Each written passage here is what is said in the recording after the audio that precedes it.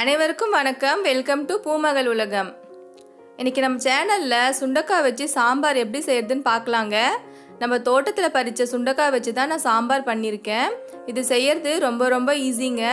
Simple ingredients வச்சு சூப்பரான சாம்பார் டேஸ்டியாக எப்படி செய்யலான்னு பார்க்க போகிறோம். இந்த சாம்பார் செய்கிறதுக்கு நான் இன்றைக்கி தோரம்பருப்பை எடுத்து அரை மணி நேரம் நல்லா ஊற வச்சுருக்கேங்க. இந்த தோரம்பருப்பு அது கூட சுண்டைக்காய் கட் பண்ணி வச்சுருக்கேன்.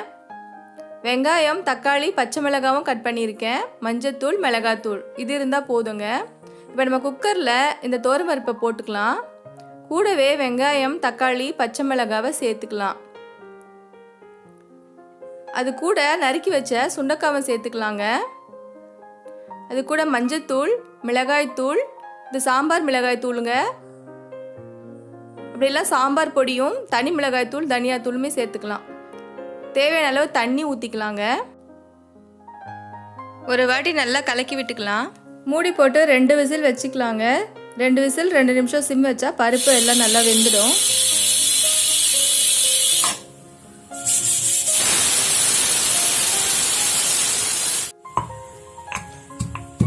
தாளிப்புக்கு பூண்டு நசுக்கி வச்சுக்கலாம். என் பொண்ணு தான் நசுக்கிட்டு இருக்கா. கூட ஒரு சின்ன வெங்காயம், ஒரு 4 கொத்து கருவேப்பிலை, தாளிக்கிறதுக்கு கடுகு, சீரகம். குக்கர் ஓப்பன் பண்ணி உள்ளே இருக்க பருப்பு, சுண்டைக்காய் எல்லாத்தையும் நம்ம நல்லா மசிச்சு விட்டுக்கலாங்க.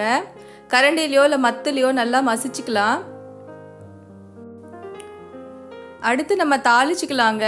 நம்ம ரெடி பண்ணி வச்சுருந்த தாளிப்புக்கான பொருள் எல்லாத்தையும் போட்டு நல்லா தாளிச்சுக்கலாம்.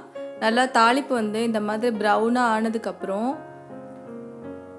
நம்ம சுண்டைக்காவை இது கூட சேர்க்கணும். சுண்டைக்காய் பருப்பு மசியல் இருக்கு இல்லைங்களா, அது இது கூட சேர்க்கணும். சேர்த்துட்டு தேவையான அளவுக்கு உப்பு சேர்த்துக்கலாம். இந்த ஸ்டேஜில் வேணும்னா நீங்கள் புளி தண்ணி சேர்த்துக்கலாங்க. நான் புளி தண்ணி இன்றைக்கி சேர்க்கல, டிஃபன் சாம்பார்ன்றதால அப்படி தான் செய்கிறேன். உங்களுக்கு வேணும்னா புளி தண்ணி சேர்த்துக்கோங்க. மூடி வச்சு 5 நிமிஷம் கொதிக்க விட்டு இறக்குனா சாம்பார் ரெடி ஆகிடுங்க. இது டிஃபனுக்கெலாம் ரொம்ப அருமையாக இருக்கும்.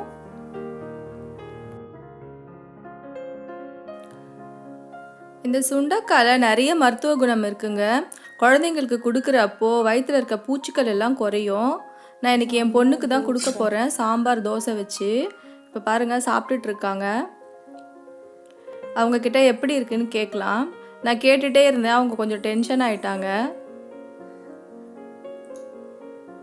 கையிலே காட்டுறாங்க பாருங்கள் எப்படி இருக்குன்னு. அவங்களுக்கு சாம்பாரே பிடிக்காது, வெறும் தோசை தான் சாப்பிடுவாங்க. ஓகே.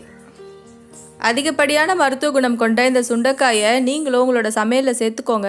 சுண்டைக்காய் செடி வளர்க்குறது ரொம்பவே ஈஸி தாங்க. மாடி தோட்டத்தில் கூட வச்சு வளர்க்கலாம். இந்த வீடியோ உங்களுக்கு பிடிச்சிருக்கோன்னு நினைக்கிறேன். பிடிச்சிருந்துச்சுன்னா என் சேனலை சப்ஸ்கிரைப் பண்ணி வச்சுக்கோங்க. என் வீடியோக்கு ஒரு லைக் கொடுங்க. கமெண்ட்ஸ் ஏதாச்சும் இருந்துச்சுன்னா கமெண்ட்ஸ் பாக்ஸில் சொல்லுங்கள். தேங்க்ஸ் ஃபார் வாட்சிங்.